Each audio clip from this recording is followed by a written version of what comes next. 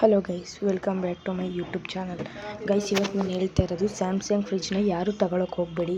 ದಯವಿಟ್ಟು Samsung fridge ಚೆನ್ನಾಗಿರಲ್ಲ, model ಚೆನ್ನಾಗಿದೆ ಅಂತ ಹೇಳ್ತಾರೆ, ಆದರೆ ಟ್ವಿನ್ ಕೂಲಿಂಗು ಅಂತ ಫುಲ್ಲು ಫೀಚರ್ಸ್ ಲೋಡೆಡು ಅಂತ ಹೇಳ್ತಾರೆ. ಬಟ್ ಅದರದ್ದು ಮೇಂಟೆನೆನ್ಸು ನಾವು ಆಲ್ರೆಡಿ ತೊಗೊಂಡು 2 ಇಯರ್ಸ್ ಆಯಿತು. 2 ಇಯರ್ಸ್ಗೆ ಆಲ್ರೆಡಿ ಒಂದು 4 to 5 ಟೈಮ್ಸ್ ರಿಪೇರ್ ಮಾಡಿಸಿದ್ದೀವಿ. ಬಟ್ ಅವರು ಸರಿಯಾಗಿ ರಿಪೇರ್ಗೆ ರೆಸ್ಪಾನ್ಸ್ ತೋರಿಸ್ತಾ ಇಲ್ಲ. ಹೇಳಿದ್ರೆ ನಾವು ಬರ್ತೀವಿ, ಇವತ್ತು ಬರ್ತೀವಿ, ನಾಳೆ ಬರ್ತೀವಿ ಅಂತ ಅವ್ರು ಬಂದು ಚೆಕ್ ಮಾಡ್ಕೊಂಡು ಹೋದರು. ವೆಡ್ನಸ್ಡೇ ಅವ್ರು ಹೇಳಿದ್ದು ನಾನು ಬರ್ತೀನಿ ವೆಡ್ನಸ್ಡೇ ಅಂತ, ಬಟ್ ಅವ್ರು ಬರ್ತಾಯಿಲ್ಲ. ಇವತ್ತು ಸ್ಯಾಟರ್ಡೇ ಆಯಿತು, ವೆಡ್ನಸ್ಡೇ ಯಾವಾಗ ಮುಗ್ದಿದ್ದು, ಇವ್ರು ಸ್ಯಾಟರ್ಡೇ ಬರ್ತೀನಿ ಅಂತ ಹೇಳ್ತವ್ರೆ. ನೋಡಿದ್ರೆ ಅವ್ರು ಇನ್ನೂ ಬಂದಿಲ್ಲ. ಸ್ಯಾಮ್ಸಂಗ್ ಫ್ರಿಡ್ಜ್ನ ಮಾತ್ರ ಯಾರೂ ತಗೊಳಕ್ಕೆ ಹೋಗ್ಬಿಡಿ ಗೈಸ್, ಯಾಕಂದರೆ ನಾವು ಹೇಳ್ತಾ ಇದ್ದೀವಿ, ದಯವಿಟ್ಟು ಯಾರು ತಗೊಳಕ್ಕೆ ಹೋಗ್ಬಿಡಿ. ನಾವು ಮೋಸ ಹೋದಂಗೆ ಯಾರು ನಮ್ಮ ಜನರು ಮೋಸ ಹೋಗೋದು ನಮ್ಗೆ ಇಷ್ಟ ಇಲ್ಲ. ದಯವಿಟ್ಟು ಗೈಸ್ ಯಾರು ತಗೊಳಕ್ಕೆ ಹೋಗ್ಬೇಡಿ.